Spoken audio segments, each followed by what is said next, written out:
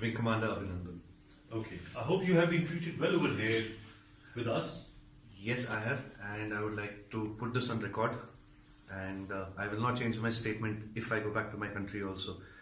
The officers of the Pakistani army have looked after me very well. They are thorough gentlemen, starting from the captain who rescued me from the mob and from his soldiers, and thereafter the officers into the unit which I was taken to.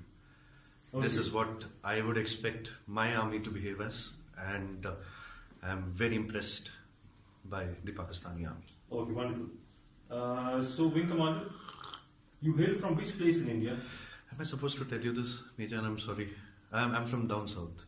You're from down south? Yeah. Okay. And are you married? Yes, I am. You're married? Yes. Okay. I hope you like the tea. The tea is fantastic. Thank you. Okay.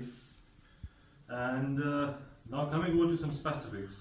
Which aircraft you were flying? I'm sorry, Major. I'm not supposed to tell you this, but I'm sure you found the wreckage. And what was your mission? I'm sorry, I'm not supposed to tell you this.